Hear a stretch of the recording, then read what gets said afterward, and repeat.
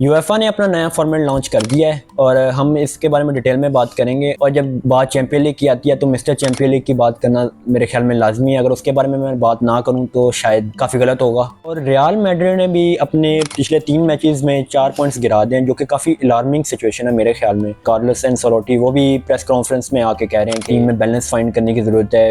ये काफ़ी alarming situation है मेरे ख्याल में। हम इसके बारे में डिटेल में बात करेंगे। सबसे पहले तो मैं चैंपियन लीग के फॉर्मेट पे बात करूंगा। ये एक स्विस मॉडल बेस्ड फॉर्मेट है जिसमें स्विस सिस्टम इस्तेमाल किया गया। कहने का मतलब ये है कि ये सिस्टम पहले बल्कि अभी भी यूज हो रहा है। बेसबॉल और चेस के टूर्नामेंट्स में ये सिस्टम इस्तेमाल होता है, जिसमें एक लीग टेबल बनाया जाता है रैंकिंग की बेस पे। अब इस सिस्टम में 4 पोर्ट्स बनाई गई हैं और हर पोर्ट में रैंकिंग की बेस पे टीम्स को डाला गया है। अब जैसे कि पोर्ट 1 में अब टॉप टीम्स हैं, हर लीग की जो टॉप टीम्स हैं वो हैं मैनचेस्टर सिटी है, बार्सिलोना है, रियल मैड्रिड है। इस तरह के जो टॉप क्लब्स हैं वो पोर्ट 1 में होंगे, फिर उसी तरह टॉप पोर्ट 2 में, पोर्ट 3 में और पोर्ट 4 में। इस फॉर्मेट और लास्ट फॉर्मेट में फ़र्क ये है कि इस फॉर्मेट में जो गेम्स हैं वो लास्ट फॉर्मेट के मुकाबले में ज़्यादा हैं। अच्छा, ये एक लीग टेबल है जिसमें 32 टीम्स हैं। इसमें अब होगा इस तरह के पहली जो 8 टीम्स होंगी वो डायरेक्टली राउंड ऑफ 16 में जाएंगी और जो 9 से लेकर 24 तक है वो प्लेऑफ्स में जाएंगी। प्लेऑफ्स में उनका मैच होगा, नॉकआउट सिस्टम होगा और जो बाकी रिमेनिंग टीम्स होंगी वो डायरेक्टली एलिमिनेट हो जाएंगी। ये काफ़ी इंटरेस्टिंग फॉर्मेट मुझे लग रहा है। आखिरी पॉइंट तक, आखिरी मैच तक बात जा सकती है। कोई पता नहीं कौन सी टीम क्वालिफाई कर रही है, कौन सी टीम एलिमिनेट हो रही है, क्योंकि इसमें गोल डिफरेंस भी देखा जाएगा, हर पॉइंट देखा जाएगा। तो ये काफ़ी इंटरेस्टिंग सिस्टम लग रहा है मेरे ख्याल में। काफ़ी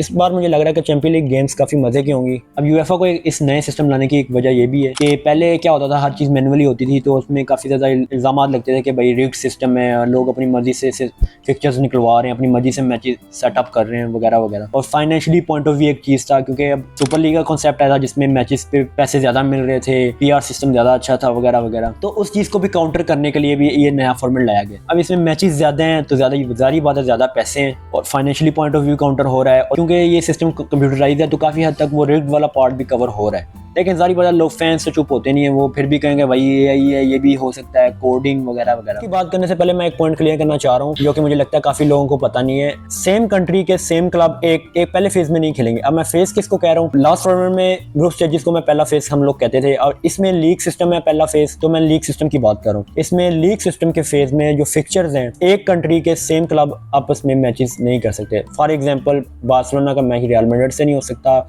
ना एटलेटिको मैड्रिड से हो सकता है पहले फेज में, उसके बाद हो सकता है। तो मैं सिर्फ पोर्ट 1 के फिक्चर्स की बात करूंगा, क्योंकि अगर मैं सबकी बात करूं तो वीडियो काफी लंबी हो जाएगी, उसके लिए 2-3 घंटे चाहिए होंगे। मेरे ख्याल वो चीज़ मुनासिब नहीं है। सबसे पहले अगर मैं बार्सिलोना के फिक्चर्स की बात करूं तो काफ़ी डिसेंट फिक्चर्स मिले हैं। मेरे ख्याल में इतनी कोई मुश्किल होनी नहीं चाहिए, सिवाय एक फिक्चर के जो कि बायर्न म्यूनिख है। मेरे ख्याल में ये फिक्चर एक ऐसा है जो कि नाइटमेयर है बहुत ज़्यादा फैंस के लिए।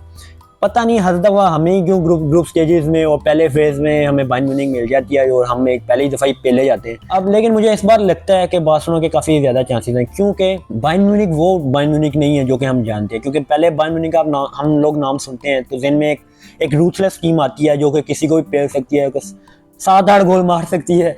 लेकिन इस दफ़ा मुझे लगता है कि हमारे चांसेस ज़्यादा हैं, क्योंकि हमारा कोच इस दफ़ा अच्छा है, वो उनको काफ़ी बेहतर जानता है। तो समझ लो ना, काफ़ी ज़्यादा चांसेस लग रहे हैं। अगर मैं रियल मैड्रिड के मैचेस की बात करूं तो मुझे लगता है काफ़ी ज़्यादा आसान है, इजीली वो क्वालिफाई करेंगे, क्योंकि ऑन द पेपर इस time real Madrid one of the best in Europe. और साथ मैनचेस्टर सिटी की अगर मैं बात करूं, उनके भी काफ़ी डिसेंट फिक्चर्स हैं, कोई इतना मुश्किल नहीं है। एक इंटर मिलान है जो कि टफ टाइम देगी, लेकिन Manchester city easily. Group of death अगर मैं किसी ग्रुप को बोलूँगा तो वो पीएसजी है, जो अब तो ग्रुप ऑफ डेथ नहीं है, लेकिन फिर भी जो पीएसजी के ड्रॉज है वो तो भाई बहुत मुश्किल है। मेरे ख्याल में अगर पीएसजी क्वालिफाई करती है तो उन्होंने बहुत बड़ा काम किया। आधी चैंपियन लीग तो वो जीत गए हैं, क्योंकि उनके जो ड्रॉज में टीम्स आ रही हैं, Manchester city, Bayern Munich, Atletico, Stuttgart, ये तकरीबन सारी टीम्स ऐसी हैं जो कि काफ़ी डिसेंट है या काफ़ी अच्छी हैं कह सकते हो। और पीएसजी का मेरे ख्याल है हर मैच फाइनल होगा, मेरे ख्याल में तो हर मैच फाइनल है उनके लिए। और लेकिन पीएसजी मुझे लगता है अगर क्वालिफाई करती है तो उन्होंने आधी चैंपियन लीग तो यहीं जीत ली।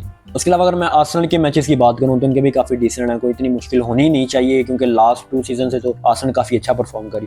और उनकी जो बैक लाइन है, मेरे ख्याल में इस टाइम यूरोप में इनसे अच्छी बैक लाइन किसी की बात नहीं, क्योंकि वो गोल कंसीड ही नहीं करते भाई, वो गोल कंसीड ही नहीं करते। और उनके पास उन्होंने कैलाफियोरी भी, अब टिम्बर भी उनका बेंच पे है, तो मेरे ख्याल में उनसे अच्छी बैक लाइन तो इस टाइम किसी के पास नहीं है। आर्सेनल तो आगे जा रही है और टॉप 8 में ही जाएगी। तो इसके अलावा काफ़ी बाकी फिक्चर्स भी काफ़ी डिसेंट हैं, लेकिन सबकी बात नहीं कर सकते क्योंकि काफ़ी टाइम रिक्वायर्ड होगा। इधर हम चैंपियन लीग की बात करें, वहाँ मेरे ख्याल में मिस्टर चैंपियन लीग की बात करना जरूरी है। अब यूएफए ने रोनाल्डो को टॉप स्कोरर का अवार्ड दिया है, जो कि डिजर्विंग है। बंदे ने इतने ज्यादा मोमेंट्स हमें दिए हुए हैं और उसके रिकॉर्ड इस पर्टिकुलर टूर्नामेंट में बहुत ज्यादा हैं, जो कि मेरे ख्याल में लंबे टाइम के लिए जाएंगे। अब जैसे कि 17 गोल्स का उसका रिकॉर्ड है एक सीजन में, जो कि मेरे ख्याल में काफी लंबे टाइम के लिए जाता, लेकिन अब क्योंकि फॉर्मेट डिफरेंट है, मैचेस ज्यादा हैं, तो अपॉर्चुनिटी है तोड़ने के लिए। हालैंड टाइप के प्लेयर मेरे ख्याल ये रिकॉर्ड तोड़ सकते हैं, लेकिन उसके अलावा बहुत ज्यादा ऐसे रिकॉर्ड्स हैं, उसकी हैट्रिक्स, उसके बाकी सारे उसके रिकॉर्ड्स मेरे ख्याल में बहुत लंबे टाइम के लिए जाएंगे। अब देखो यार, अब रोनाल्डो की बात करते हो ना, तो मेरे दिल में जो चीज़ आती है वो ये है, नूडल हेयर, पर्पल जर्सी, उसके वो बाइसाइकिल्स और उसकी वो मूवमेंट्स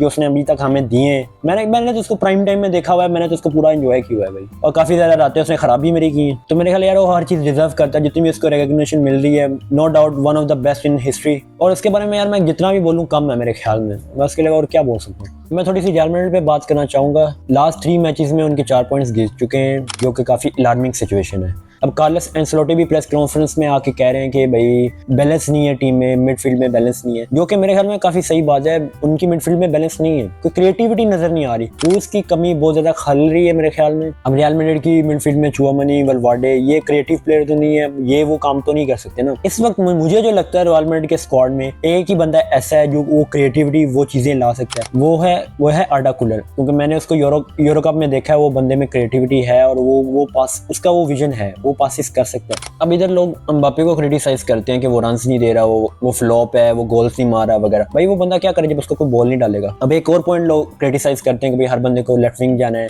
विनीशियस को लेफ्ट विंग खेलना है, एम्बापे को लेफ्ट विंग खेलना है, रोड्रिगो को लेफ्ट विंग खेलना है। तो मेरे ख्याल में ये इतना मसला नहीं है, रियल मैड्रिड शुरू से इसी तरह खेल लिया, वो एक फ्लैंक ओवरलोड करते हैं और बॉल स्विच मारते हैं और क्रॉस आता है और गोल। लेकिन अब वो स्विच टोनी क्रूस मारता होता था, लेकिन अब वो बॉल डालने वाला कोई बंदा नहीं है, तो वो पासिस 3-4 पासिस में कन्वर्ट हो गया और वो बिल्डअप इतना स्लो है, अगली टीम अपने आप को एडजस्ट कर लेती है, उनका स्ट्रक्चर वापस सेट हो जाता है। तो मेरे ख्याल में ये एक बहुत बड़ा मसला है और रियल मैड्रिड को इस पे जारी बता काम करना पड़ेगा, वरना फैंस तो भाई छोड़ेंगे नहीं। तो इसी के साथ आज की वीडियो यहीं पे ख़त्म होती है। अगर यार किसी ने कोई फीडबैक देना तो लाजमी कमेंट्स पे दो, और अगर वीडियो पसंद आई है तो लाइक भी कर देना। तो अपना ख्याल रखना, अल्लाह हाफिज़।